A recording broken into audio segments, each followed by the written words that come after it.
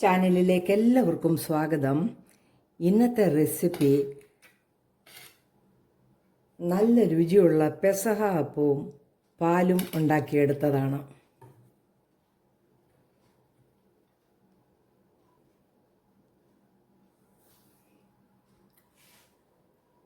നമുക്കിതിൻ്റെ വീഡിയോ ഒന്ന് കണ്ടു നോക്കാം. പെസഹ അപ്പം ഉണ്ടാക്കുന്നതിന് 1 കപ്പ് പച്ചരി നല്ലതായിട്ട് കഴുകി കുതിരാൻ വെച്ചിരിക്കുകയാണ്. ഇപ്പോൾ ഒരു 3 മണിക്കൂറായിട്ടുണ്ട്. ഇത്രയും നേരം കുതിർന്നാൽ മതി. ഒരു 1/4 കപ്പ് ഉഴുന്ന് ഞാൻ എടുത്തിട്ടുണ്ട്. ഈ ഉഴുന്ന് നന്നായിട്ടൊന്ന് വറുത്ത് പൊടിച്ചെടുക്കാം. ഒരു പാൻ അടുപ്പത്ത് വെച്ചിട്ടുണ്ട്. പാൻ ചൂടായിട്ടുണ്ട്. നമുക്ക് ഈ ഉഴുന്നൊന്ന് ഗോൾഡൻ കളറിലൊന്ന് വറുത്തെടുക്കാം. ചെറുതീയിൽ വേണം നമ്മളിതൊരു ഗോൾഡൻ കളറിൽ വറുത്തെടുക്കേണ്ടത്. പെസഹ അപ്പം പല രീതിയിലുണ്ടാക്കാം. അരിയുടെ കൂടെ ഉഴുന്ന് അരച്ചും നമുക്ക് ഉണ്ടാക്കിയെടുക്കാം. പക്ഷേ ഇങ്ങനെ വറുത്ത് പൊടിച്ച് ഉഴുന്നിട്ട് അപ്പം ഉണ്ടാക്കുന്നതിനാണ് കൂടുതൽ രുചി. നല്ല ഗോൾഡൻ കളറിൽ നമ്മൾ വറുത്തെടുത്തിട്ടുണ്ട്. ഇതിനി നമുക്ക് ഫ്ലെയിം ഓഫ് ചെയ്ത് കൊടുത്തിട്ട് തണുക്കാനായിട്ട് വെക്കാം. എന്നിട്ട് നല്ല തരിതരിപ്പായിട്ട് നമുക്ക് പൊടിച്ചെടുക്കാം.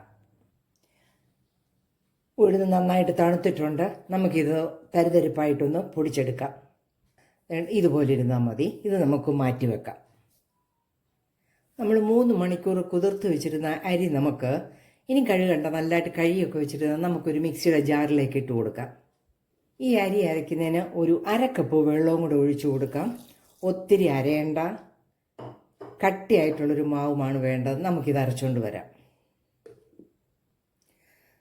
അരി നമ്മൾ അരച്ചെടുത്തിട്ടുണ്ട്.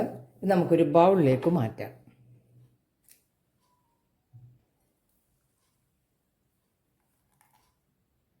ആ ജാറിൽ തന്നെ നമുക്ക് 1 ടീസ്പൂൺ, ഞാൻ ജീരകത്തിൻ്റെ പൊടിയാണ് എടുക്കുന്നത്, അതിട്ട് കൊടുക്കാം.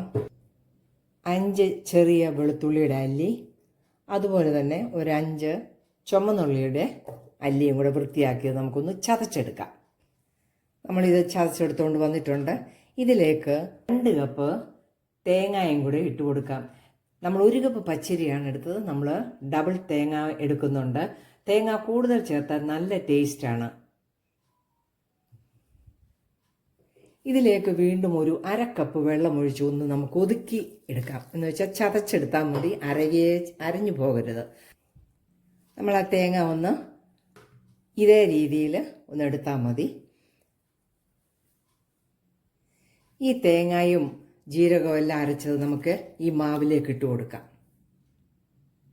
പെസഹ അപ്പം കൂടുതൽ ഉണ്ടാക്കണമെങ്കിൽ ഇതിൻ്റെ എല്ലാം ഇരട്ടി അളവെടുത്താൽ മതി. ഇതിലേക്ക് നമുക്ക് പൊടിച്ചു വെച്ച ഉഴുന്നിട്ട് കൊടുക്കാം. ഒരു 1/2 ടീസ്പൂൺ ഉപ്പും കൂടെ ഇട്ട് നമുക്ക് നല്ലപോലെ ഇതൊന്ന് ഇളക്കിയെടുക്കാം.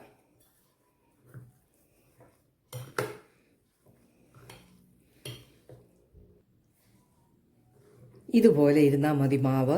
ഇത് പുളിക്കേണ്ട ആവശ്യമില്ല. പെസഹ അപ്പം ഒരിക്കലും പുളിച്ചല്ല നമ്മൾ ഉണ്ടാക്കിയെടുക്കുന്നത്.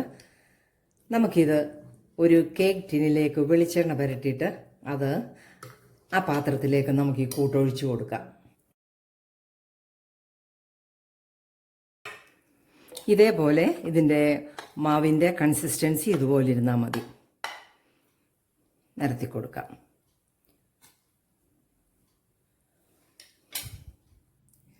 പെസഹ ദിവസം അപ്പം ഉണ്ടാക്കുമ്പോൾ നമുക്ക് പള്ളിയിൽ നിന്നും വെഞ്ചരിച്ച കുരുത്തോല കൊണ്ട് നമുക്ക് കുരിശുണ്ടാക്കി വെക്കാം. ഇത് ഈ പെസഹ ദിവസം മാത്രമേ ഇങ്ങനെ ചെയ്യാവൂ. നമുക്കിത് ആവിയിലൊന്ന് 20 മിനിറ്റ് വേവിച്ചെടുക്കാം. 20 മിനിറ്റ് ആയിട്ടുണ്ട്. നമുക്കിതൊന്ന് തുറന്ന് നോക്കാം. നന്നായിട്ട് വെന്തിട്ടുണ്ട്. നമുക്ക് ഫ്ലെയിം ഓഫ് ചെയ്തിട്ട് പാത്രം മാറ്റാം. അങ്ങനെ നമ്മുടെ പെസഹ അപ്പം റെഡി ആയിരിക്കുകയാണ്. ഇത് തണുക്കാനായിട്ട് നമുക്ക് മാറ്റി വെക്കാം. ഇനി നമുക്ക് പെസഹ അപ്പത്തിൻ്റെ പാല് റെഡിയാക്കാം. ഞാൻ അതിനായിട്ട് 2 കപ്പ് തേങ്ങ എടുത്തിട്ടുണ്ട്. ഇതിന് 1 കപ്പ് 1-ാം പാലും 1 കപ്പ് 2-ാം പാലും എടുക്കണം. ഈ 1-ാം പാലിൽ നിന്ന് നമുക്കൊരു 1/4 കപ്പ് പാല് മാറ്റി വെക്കണം. പാലുണ്ടാക്കുന്നതിന് ഞാനൊരു ശർക്കരയുടെ ഹാഫ് എടുത്തിട്ടുണ്ട്. നമുക്കിതൊരു 1/4 കപ്പ് വെള്ളം ഒഴിച്ചൊന്ന് മെൽറ്റ് ചെയ്തെടുക്കാം. നമ്മൾ ഉരുക്കിയെടുത്ത ശർക്കര ഈ പാത്രത്തിലേക്ക് അരിച്ചൊഴിക്കാം.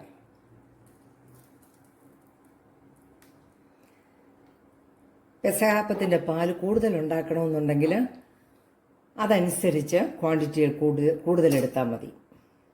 1 കപ്പ് ഒന്നാം പാലിൽ നമ്മൾ 1/4 കപ്പ് പാലെടുത്ത് മാറ്റി വെച്ചിട്ടുണ്ട്. അതിലേക്ക് 1 ടേബിൾ സ്പൂൺ നേർമിച്ച അരിപ്പൊടി ഇട്ട് നല്ലതുപോലെ ഒന്ന് ഇളക്കിയെടുക്കുക.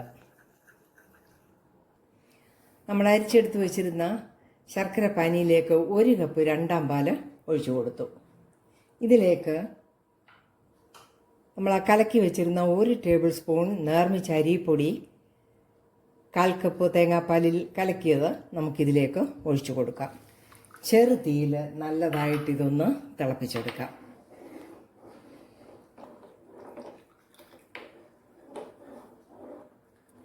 ഒത്തിരി കുറുകിപ്പോകരുത്. നമുക്ക് കുടിക്കാൻ പറ്റുന്ന ഇലപ്പം മുക്കി തിന്നാൻ പറ്റുന്ന രീതിയിൽ വേണം നമ്മൾ ഈ പാല് ഉണ്ടാക്കിയെടുക്കേണ്ടത്. നല്ലതുപോലെ ഇത് കുറുകി വരുന്നുണ്ട്. എനിക്ക് നല്ല കുറുകി തിളച്ച് വന്നിട്ടുണ്ട്. നമുക്കിതിലേക്ക് ഏലക്കാപ്പൊടി വേണേൽ ചേർക്കാം. ഞാനിപ്പം ഒരു 3 ഏലക്ക തൊണ്ട് കളഞ്ഞിട്ടതാണ്. 1/2 ടീസ്പൂൺ ജീരകത്തിൻ്റെ പൊടി ഇട്ട് കൊടുക്കാം. ഒരു 1/4 ടീസ്പൂൺ ചുക്കുപൊടി ഇട്ട് കൊടുക്കാം. നല്ലതുപോലെ ഇത് ഇളക്കി കൊടുക്കാം. 1 നുള്ളു ഉപ്പും കൂടെ ഇടുക. നല്ലതുപോലെ ഇളക്കി കൊടുക്കാം. കുറിയ 1/4 കപ്പ് ഒന്നാം പാലും കൂടി ഒഴിച്ചു കൊടുക്കാം. നല്ലതുപോലെ ഇളക്കി കൊടുക്കാം. ഫ്ലെയിം നമുക്ക് ഓഫ് ചെയ്തും കൊടുക്കാം. ഈ തിക്നെസ്സേ ആകാവൂ. ഇത് തണുക്കുമ്പോൾ ഒന്നും കൂടി ഇത് കുറുകി വരും. പഴം വേണ്ടവർക്ക് ഇതിനകത്ത് ഞാലിപ്പൂവിൻ്റെ പഴം വേണമെങ്കിൽ അരിഞ്ഞ് ചേർക്കാം. പെസഹാപ്പത്തിൻ്റെ പാൽ റെഡി ആയിരിക്കുകയാണ്. നമുക്ക് ഈ ബൗളിലേക്ക് മാറ്റാം.